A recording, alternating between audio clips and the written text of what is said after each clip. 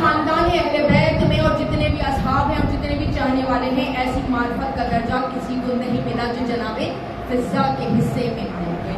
جناب فضہ تاریخ پڑھی آپ اٹھا کر ان کی کہنے کو تو وہ حبش سے تعلق تھا, کہتے ہیں کہ حبش سے آپ تعلق رکھتی تھی, لیکن عقیدہ ان کا یہ بتاتا تھا کہ عرش سے بھی ان کا تعلق رہ چکا ہے.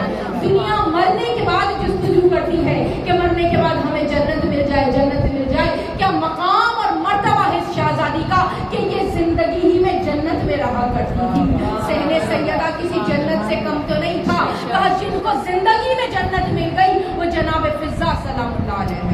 حبش کی ملکہ کی جناب آپ کے والد کا انتقال ہو گیا, لوگوں نے تخت اور تاج شاہی آپ کو پیش کیا. کیا واپس کی وارثہ ہیں, آئیے اور تخت پر بیٹھ جائیے. تو ایک جملہ کہا تھا جناب فضہ نے, کہا میری نظر میں مقام فضیلت یہ نہیں ہے کہ میں آ کر اس تخت پر بیٹھ جاؤں.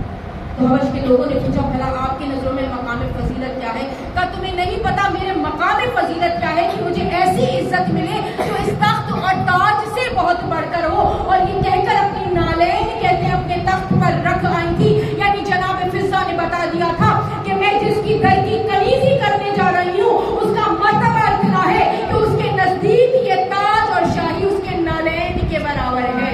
جس در پر میں جا رہی ہوں اور جس در کی میں کنیزی اپنے جستجو میں نکلی تھی, بادشاہ کی بیٹی تھی, عام بات نہیں, حبش کی ملکہ تھی جناب فضہ, لیکن عجیب ایمان کی جستجو میں نکلی. جناب جب مدینے میں آئی تو پوچھا اس گھرانے میں مدینے میں کون سا ایسا گھر ہے جو سب سے زیادہ صاحب فضیلت ہے؟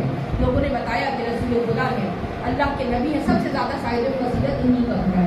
لیکن آئی تو جناب رسول خدا نے آپ کو جناب فاطمہ الزہرا کے سامنے ہدیتاً دیا تھا کہ یہ تمہاری ہم نے کنیزی میں دی گئی ہے. جب دروازے پر آئی تھی اور تیزی سے سیدہ پر آئی تھی تو جیسے جناب ام البنین نے آ کر سجدہ کیا تھا, کہا بالکل ویسے ہی سجدہ کیا تھا. کہا بتایا تھا اگر کوئی سجدہ مقام سجدہ ہو سکتا ہے تو وہ دہلیز فاطمہ الزہرا ہو سکتا ہے. دیکھیے اس خاندان کی دو ایسی عظیم المرتبہ مذکورات ہیں جن کی سمجھ ہمیں آج تک نہیں آئی, جن کی فضیلتوں کی ہمیں آج تک سمجھ نہیں آئی. ایک بیوی جناب ام البنین ہے جو ماں بنا کر لائی گئی تھی, لیکن پوری زندگی خود کو کنیز کہلواتی رہی. اور یہ کنیز زہرا ہے جو کہنے کو تو کنیز کی حیثیت سے آئی, لیکن پوری زندگی اس گھر والے نے اماں فضہ کہا کرتے رہے. یہ فضیلت جناب فضہ کے پاس ہے. کہتے جب آئی گھرانے میں تھوڑا تھوڑا معرفت کا درجہ بڑھا, دیکھا کرتی تھی, اکثر دل ملول ہوا کرتا تھا کہ وہ جو گھرانہ کہ آج تک کوئی سائل جس کے دروازے سے خالی نہیں جاتا, جو آتا ہے اپنی من کی مراد لے کر جاتا ہے, اسی علی کے بچے کئی کئی دن فاقے سے رہا کرتے ہیں. میری شہزادی کئی کئی دن فاقے سے, جو مدینے کے تمام یتیموں اور اسیروں کے لیے اپنے ہاتھوں سے کھانا بنایا کرتی تھی, وہ بھی فاقے سے رہتی ہے. اتنے دل ملول ہوتا تھا, غمزدہ ہو جاتی تھی جناب فضہ, کیونکہ جناب فضہ کیمیا گر تھی, آپ کو چاندی بنانے کا ہنر آتا تھا, فن آتا تھا. ایک دن انہوں نے کہتے 3 دن کا فاقہ تھا گھر میں, جناب حسین نے کچھ کھایا نہیں تھا. جناب فضہ نے اپنی کیمیا گری دکھائی اور کہتے ہیں چاندی کی 2 چھوٹی چھوٹی مچھلیاں بنائی. چاندی کی وہ مچھلیاں بنا کر مولا کائنات کے پاس آئی اور وہ مچھلیاں دے کر کہا کہ یا علی کئی دن ہو گئے, 3 دن ہو گئے حسین فاقے سے, اور مجھ سے بچوں کی بھوک پیاس دیکھی نہیں جاتی ہے.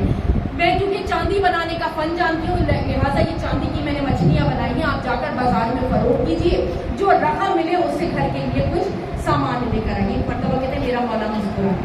جناب فضہ کی ہتھیلی پر وہ چاندی کی مچھلیاں رکھی ہوئی ہیں. کہ فضہ اگر تو کہے تو میں ان مچھلیوں کو حکم دوں اور یہ مچھلیاں بغیر پانی کے تیرنے لگے.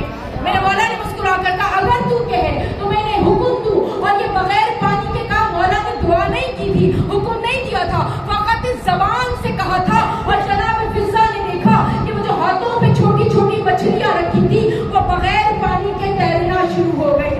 ان بے جان میں جان آ گئی. حیرت سے کبھی مولا کا چہرہ دیکھتی تھی, کبھی ان مچھلیوں